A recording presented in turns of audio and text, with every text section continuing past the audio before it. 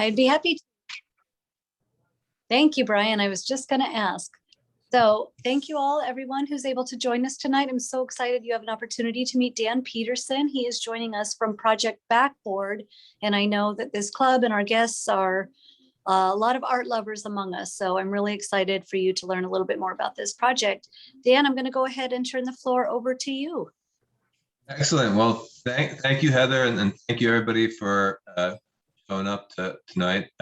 Really appreciate that quote of the week. It covers, I think, a lot behind the work that I do with Project Backboard. And one thing I'm going to get into in a little bit with our work is take that maybe a step further and say, artists are doing that work, but they're doing that work because they practice being creative. And I think what I've discovered through Project Backboard is that we kind of all have the capacity to be creative and to work to shift how people view their communities on a daily basis. And that's something that's not, exclusive to just, some subset of humanity. But in any event, as I said, my name is Dan Peterson. I'm the founder and director of the nonprofit Project Backboard. We're a 501c3 organization. Our mission is to ensure that all communities have a safe and inviting place to play basketball, and to encourage people to think more creatively and critically about their environment. Essentially, what we do at Project Backboard is we raise funds for the renovation of public basketball courts. So we repair the subsurface, put a new surface on top, and then we collaborate with artists, communities, and volunteers to create something unique and site specific for the playing surface. And you can find out, our website, projectbackboard.org, has a lot of examples of the sorts of stuff we've done in the past. And in a few minutes, I'm going to share some of those visuals as well. But we found that by incorporating site-specific artwork, by working with local artists, communities, and volunteers, we've kind of discovered, and this was totally by accident, which again I'll get into, but we discovered that adding artwork helps make public courts busier, safer, cleaner. It also seems to help to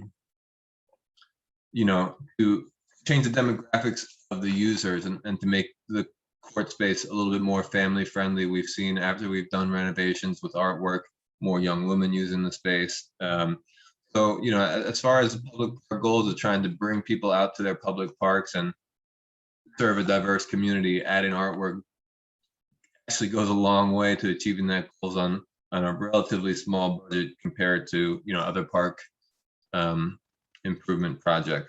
But yeah, so I guess my goal here is sort of to share a little bit of my origin story, with the hope of illustrating basically what I've learned through Project Backboard. And as I said, our main goal is to, underneath the idea of bringing in outdoor funds and bringing funds for outdoor courts and bringing in outside dollars to get refurbishments done, we really, the deeper than that, the Project Backboard's successful when we can encourage people to, again, think critically and creatively about their environment. And the idea is that, in order to imagine a future that's different from the one you are living, that kind of takes both,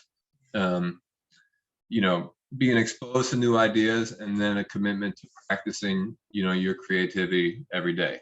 But yeah, I'm gonna share our origin story. I'm gonna share my screen now.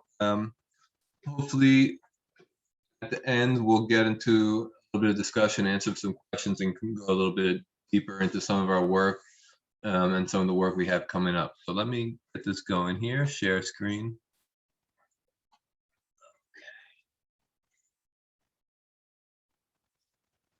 Okay. So somebody just holler if they're not seeing the images coming up on the screen. This is just going to be a slideshow of before and after of some of our court projects. And then at the end, it's going to be some examples of a book that I just co-edited and published called Common Practice Basketball and Contemporary Art. And that's something that came out of the first 5 years of Project Backboard. And so, yeah, my intro into this work really started with a love of basketball. I grew up in New York. I loved outdoor basketball. I spent all my free time playing outdoor basketball. And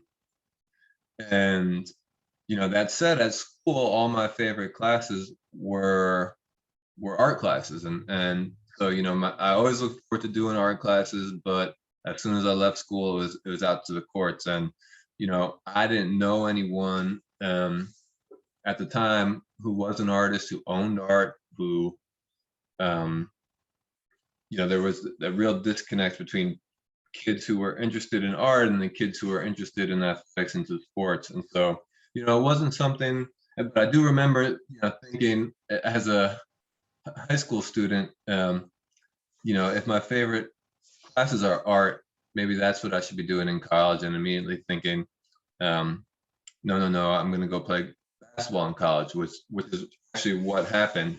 And as a precursor to that, going into my senior year of high school, a new basketball court was built in our community, and immediately we started gathering for basketball as a group every day after school, all fall of our senior year. And that led to our high school basketball team having our best record in like 10 years, and we were 500. We were 10-10, which is not blowing anybody away, but it was the best we had done in a long time. And then if you fast forward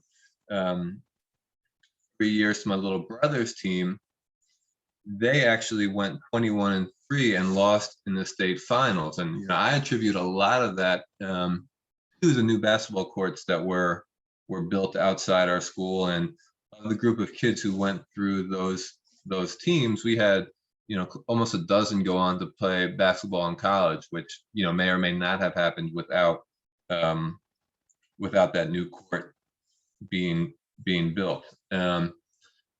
But after school, I ended up getting into coaching and teaching. I coached high school basketball, taught math.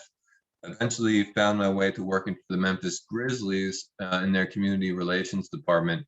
And in that role, I was coordinating a lot of different investments in the community, including the team's health and fitness initiative. And I was very shocked coming from New York, where official games are played outdoors, that the courts of Memphis didn't even have lines on them. They didn't have free throw lines. They didn't have 3-point lines. There was no place, no parks you could go to really work on your fundamentals outdoors. And I got permission from the Parks Department, and Project Backboard started really with me just running around to the different parks and painting game lines on the surface. There was no, no artist involvement, no artwork involvement. We got the name because I was trying to cover up some cola logos that were on some different park backboards. And eventually I came to a court that had these colorful shade sculptures next to the court surface. And I went to the artist and asked him, what colors should we paint the game lines, paint the normal basketball areas? And his name is Anthony Lee. He actually came up with the design for the entire surface. And as soon as that was on the court, it became apparent that that was something that we were going to try to duplicate again in every renovation, because just walking into the space, it totally changed the nature of how it felt. There was a definitive energy that came off the artwork. So that was 2015, and time though I still didn't know any artists, and so I kind of had to figure out like who are artists, how do I connect with these people, and how do we continue to incorporate this artwork into our renovation projects just based off this one experience in Memphis.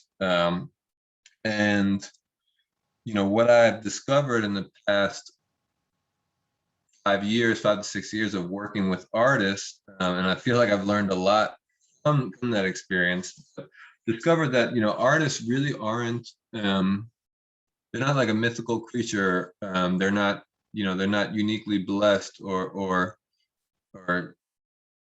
really any different from any other person you may encounter. What they are is they're a product of a commitment to a creative practice. And they are artists who are thinking about shape every day, who are thinking about color every day, who are investigating visual images and then making their own.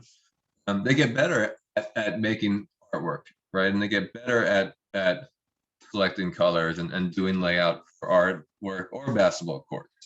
And I've discovered that in fact, what artists really have a lot in common with is athletes who are practicing their game every day and getting better at every day. When I was playing basketball and practicing free throws all the time, I was really good at shooting free throws. And so there is a connection between the idea of an artist practice and the idea of a creative practice. And I think it's important too to understand, and what we've learned is that the creative practice is not just an inner experience. It's something that really has its most impact when it's projected outward into the world. And so I think it's that practice of or the experience of putting a museum quality work of art onto a public park, and then the experience of young people walking into that space and experiencing something that they perhaps couldn't have imagined before seeing it. That's an experience that I think can kind of create a shock that leads to a creative practice. And I think that if Project Backboard is going to be successful at having a broader social impact, it's that experience that really is going to have the impact, is putting that thing into the world that causes people to question what they see around them every day and ask potentially what else could be different. And then the hope is that experience will lead to people deciding to take that one step further and actually engage in a creative practice themselves. And so 5 years working on Project Backboard. In the past, we started about two years ago and it just came out last spring. Published the book Common Practice Basketball and Contemporary Art, with the idea of if we can potentially push that experience of walking into one of these parks further into the world, put it in a book form, and essentially create the book that I wish I would have had when I was in high school, and thinking, am I an athlete or am I an artist? Is there any connection between these two things that I love to do? And so the book, seeing images now, it covers over 100 years of artwork by a bunch of different artists who have used basketball to explore an important social or cultural issue, or to explore color, or to explore some other sort of human emotion. And we've actually been able to work with an organization called Art Resources Transfer to donate 150 of these books to community school and prison libraries. Much with the same idea behind Project Backboard. I know I'm not going to be able to work in every public basketball court in the country, but if I can get these books into 150, 200 different schools, maybe people will take the opportunity to think a little bit deeper about the issues that the book presents. Think a little bit more critically about their environment. And then lastly, and what I really hope people who experience either our courts or the book decide to do is to adopt some sort of ongoing creative practice, something that, takes the ideas that they have and actually digs into those ideas a little bit deeper and in a way that, much like you were talking about the Rotary, the Rotary pledge, in a way that allows them to reflect that back into their communities and hopefully have a positive impact for people beyond themselves. But yeah, so that's, again, sort of the origin story of Project Backboard, how I got into it, the sort of impact that I've seen through our work.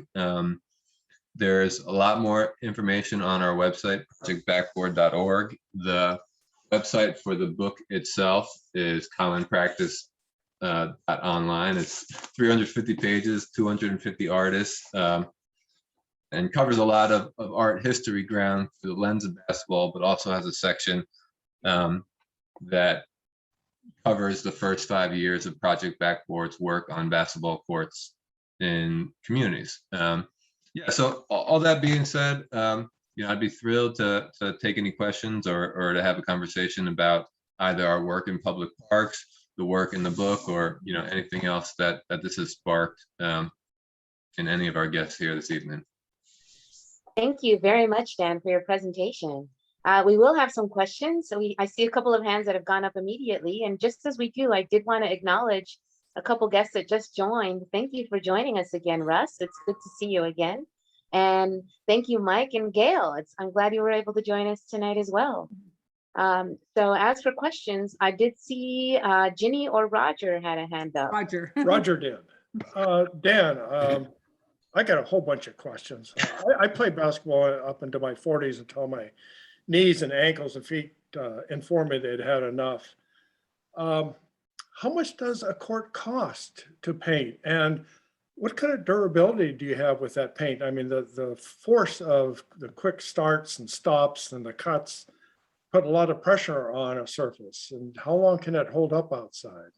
Sure, I'm glad you asked that because I realized I didn't get into our actual process with that much detail.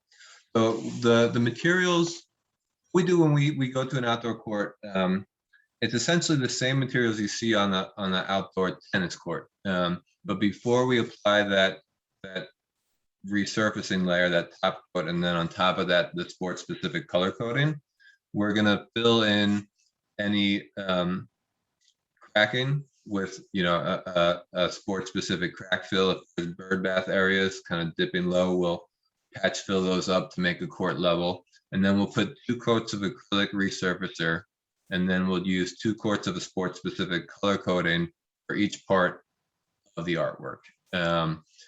And the general budget range of our courts, tend to be between like $40,000 and $60,000. Some of that depends on how much crack fill there needs to be, how much repair needs to happen.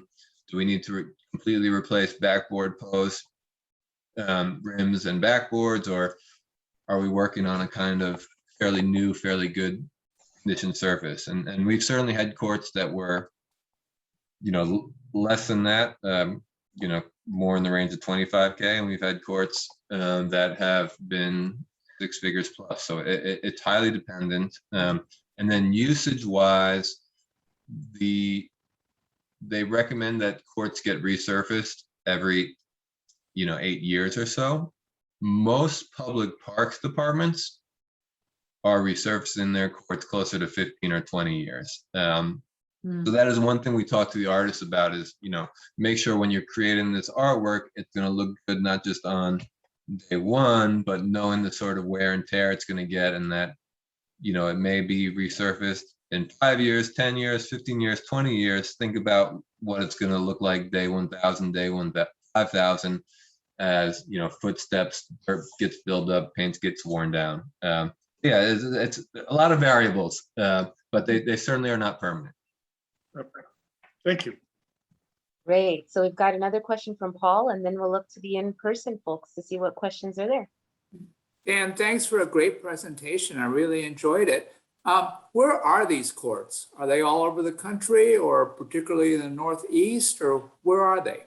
Yeah, they're all over the country. There's a number in the Northeast. There is on our website, on one of the tabs, I think it's the work tab, there's a map, an interactive map that shows the location of each court we've worked on.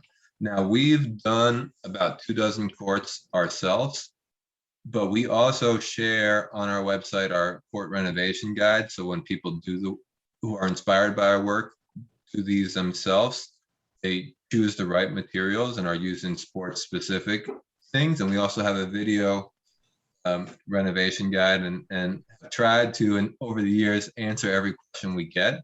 And so the number of courts that we've assisted with one way or another is many more than the 24 plus that we've done ourselves. It's probably closer worldwide now in somewhere in the hundreds. Thanks. Thank you. Do we have any questions at the Davis? Dan? Yeah, I just wondering, Dan, where are you joining us from this evening? I'm joining you from Southern California, Orange County. But that's because both my boys were born in Memphis, but my wife grew up here. So we knew, we'd be back here eventually. But yeah, we do work all over the country, although not in Oregon yet. Thank you. Do you want another question? Yeah, I see Roger had another question. yeah, Dan, have you thought of expanding to tennis courts, pickleball courts, that kind of thing, or are you just strictly into basketball courts? We have thought about it and we've been asked about it. There's a few things. Two reasons I've been hesitant is, one, with pickleball or tennis ball, there's a lot more. You need to be much more precise with the amount of sand that goes in the court and with the ratio of the ball hitting the surface and bouncing back up, right? It's a big part of a tennis or pickleball experience from what I understand. And some of our courts, like, one section might have 4 layers, the other might have 2, depending on how layout's done. And with basketball, it doesn't really matter. The ball is going to bounce back up where you want it to, no matter what. The other thing is, I'm not a tennis player or a pickleball player, so I don't really know how the visual experience of the court would impact play. I can tell you that from basketball, you don't really notice the artwork at all while you're actually playing. And anyone who's had the experience of playing on a multi-use gym can maybe understand what I'm about to say, because in a multi-use gym, at least in my experience, I've never not known like which game lines were mine or where I was on the court. I've always kind of was able to tell, even though there's maybe 4 or 5 different color lines crisscrossing each other.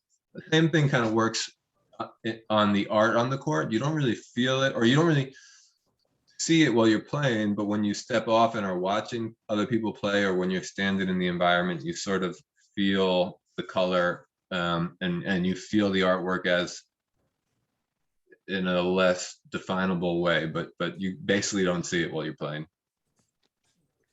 Great. And then we have questions from Lisa and then Heather.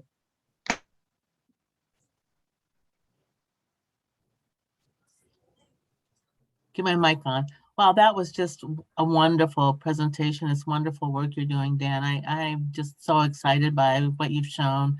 One of the things I wanted to ask you about, and you just kind of alluded to it, in your last comment, is how that inspires and enlivens the community, not just the ball players, because you have this amazing, artwork there in the center of a community. So I was wondering if any studies have been done on that. I do a lot with like gardening. So I know gardens really inspire and enliven communities and bring people together. Has there anything been done like that on the art on the basketball courts? Sure. Well, appreciate the question, Lisa. So I have seen studies that talk about just putting random color on a play space, leading to more activity in that play space. But they don't really speak specifically to basketball courts or other things. So, there is some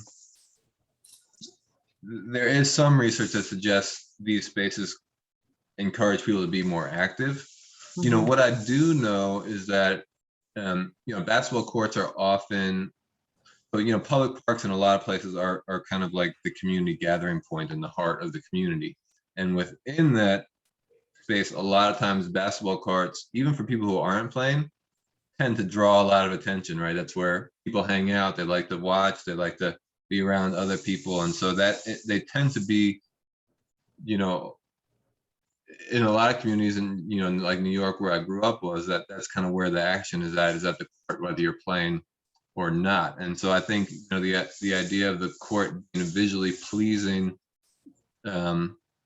experience for the people who aren't interested in playing, I think also helps bring more people out to the space. It's why you would want to go to a museum to look at great art, right? If it's in your neighborhood, you'll maybe hang out there more. And I think that's that is, to me, an essential point, is the idea of bringing people together outdoors. And I think about my experience growing up, the basketball court and the public park was really the first place I ever had to deal with strangers in my community. People, maybe they weren't neighbors, maybe they weren't parents, maybe they weren't teachers or coaches, but it's like where I had to, get together with 4 other people and try to get to 11 first, right? So it's like, I may be 14, 15, 16, and I'm playing with folks who are 20, 25, 30, 40 even, and you're trying to find a way to engage these people for a common goal. And I think, if you think about basketball courts that way,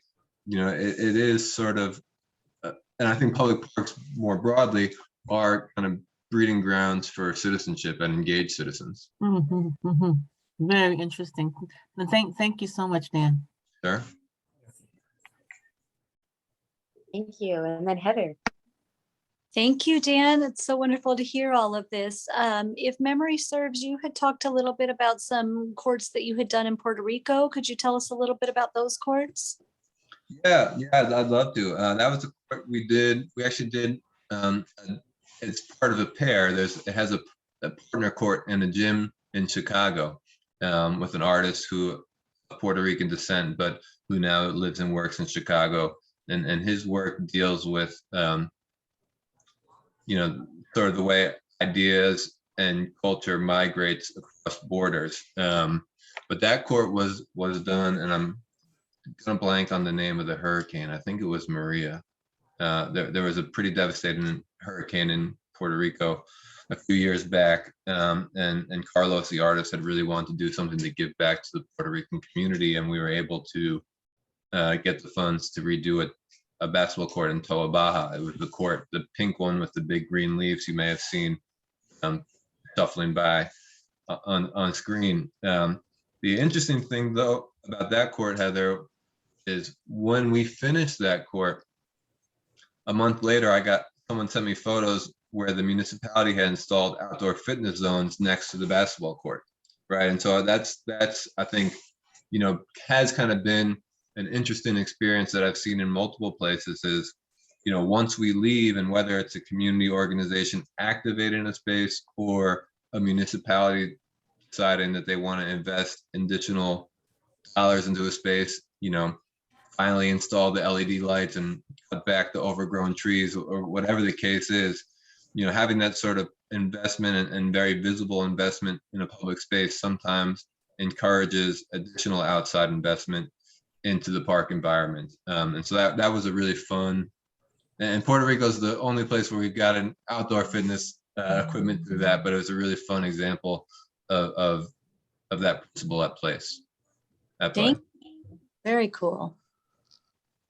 Well, thank you so much for taking the time to meet with us. Yeah. Absolutely. All right, we will transition into club business, and Dan, you're welcome to stick around with us, or you are free to leave, and don't worry, we will not be offended if you take off. All right, well, I'm gonna take off and the kids downstairs reading books, so. Thank you so People much. haven't barged in Thank yet, you but we so might much. be pushing my That's luck. great. But thank you guys Thank you. for having us again. More information, projectbackboard.org or commonpractice.online. Mhm. And thanks again and appreciate everything. Again. Great, Thank you. thank you. So now in terms of club business, we do have